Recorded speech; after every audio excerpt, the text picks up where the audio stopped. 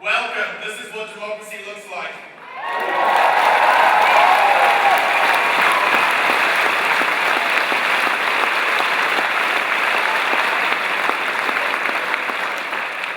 Good evening to everybody watching us on the daily blog around the country right now. Good evening to our friends in whānau in Wellington. Hope they're feeling okay after the shakes. And of course Christchurch, who is still living with their earthquake. Welcome and thank you to everybody.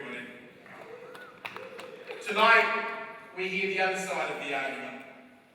Tonight, we hear from our leaders, our politicians, our thinkers, our academics about what this bill really means. And ladies and gentlemen, please welcome our first speaker this evening, one of the best legal advocates for civil rights this country has, Dr. Rodney Harrison QC. Thank you.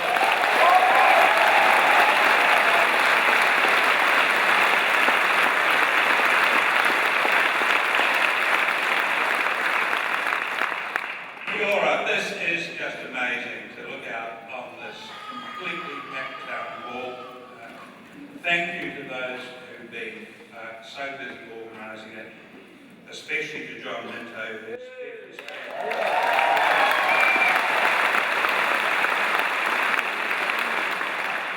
Now, my job tonight is to bring you the boring legal analysis about the content of the GCS bill. Now, this is in order to enable all of the speakers who follow to shine with their brilliance and passion, but I get to do the tough, boring stuff. Now, I'm doing this because, as you all know, the GCSB bill, I'll call it the bill for short, has been put forward as not really increasing the overall powers of the GCSB compared with the present law. And as you heard a moment ago on television last week, John Key tried to assure the public that it was, and I'm quoting, totally incorrect that the government effectively through GCSB will be able to wholesale spy on New Zealanders. Now those claims are wrong and misleading, and I want to take you through the wholesale spying powers in the short time I have available. Now, in a nutshell, Mr. Key is wrong in law in claiming that New Zealanders have nothing to fear. He's wrong in his limited analysis, and he overlooks the fact that the statutory intelligence gathering powers of the GCSB are being expanded at the same time as the functions are. Now, there are three features, and I'm sorry if this is a bit dense. I do my best. There are three features that come together to bear out my claim that there's a major increase in spying powers here. One is the definition of infrastructure. The next is the increase in functions of the GCSB, and the third is the increased powers of collection of information gathering and interception. Now, the present Act limits the GCSB to gathering and analysis of foreign intelligence. That's defined the way you'd expect it to be defined, to be about the capabilities and activities of foreign organisations and foreign people. So the present Act contains a prohibition on spying to obtain intelligence from New Zealanders.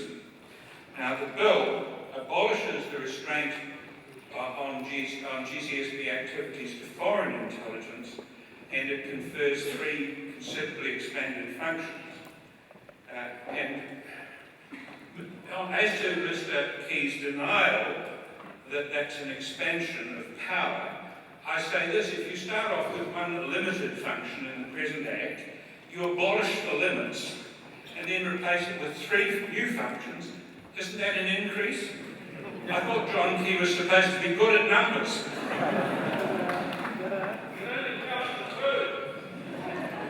Now, so just quickly dealing with those three major features. First, the crucial new definition of infrastructure. This is a technical definition, but it is wide enough to cover all kinds of electronic data systems, starting with your phone, your computer, your internet service provider, and any telecommunications network. So not only is an information infrastructure any one of those, it is also defined to include the content on each of those. Now that's key. So it's not just going into the mechanics of it, the content is included in this definition of infrastructure, which plugs into the powers. So then you've got the three new functions. Now I'm only going to deal with the first two of these. First there's new 8A, which would give the GCSB a much wider cyber security protection function. But they have intelligence gathering powers under this protection function. And on television, John Key compared this function to having a superior version of Norton antivirus. Yeah, right. How do I get to uninstall the GCSB from my computer?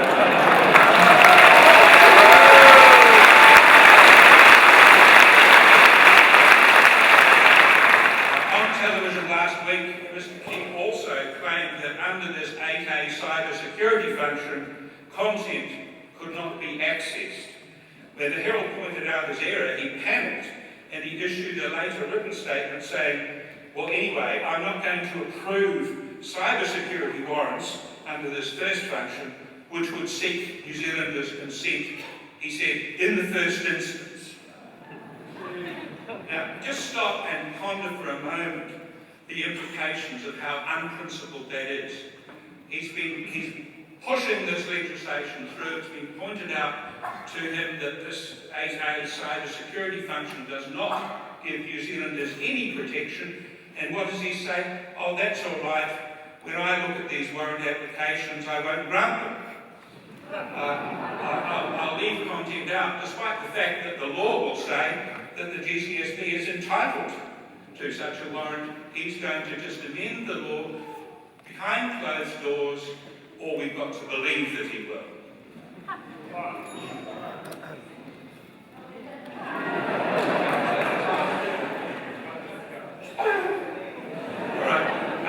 Under 8B, there's a new intelligence gathering and analysis function which is to be conferred. This is very broadly worded because it plugs into the definition of infrastructure.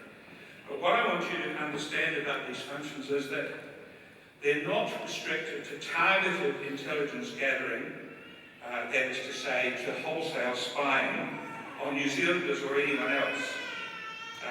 There are new powers, two new powers. One is called an interception warrant, which existed but is now widened, and there is a new access authorization. Now this can be granted to the GCSB, authorising the accessing of one or more specified information infrastructures or classes of infrastructure. So they can just specify, for example, they will intercept all communications, content included, coming from a particular overseas country or on a particular server. So, and what's more, when and if the bill becomes law, the GCSB does not have to make out any particular threat to national security to get a warrant. By contrast with the SIS, which has to make out a security threat, the GCSB will not have to do that. Now, I just want to close then by saying this. The Prime Minister's belated attempt to reassure New Zealanders that we're not sleepwalking into a total surveillance society is flawed, and it ultimately fails to convince. John Key may well, you may think, care about the kind of economy he wants to leave behind when he finally departs office, but the sad fact is that he does not care about the kind of society the rest of us will be in.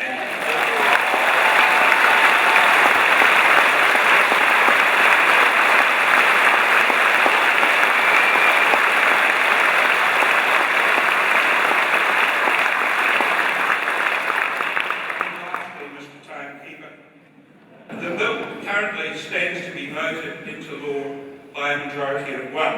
Now that could be any government MP at all, but it turns out to be likely to be the vote of Mr. Peter Willing Buyer, Willing Sell Out None.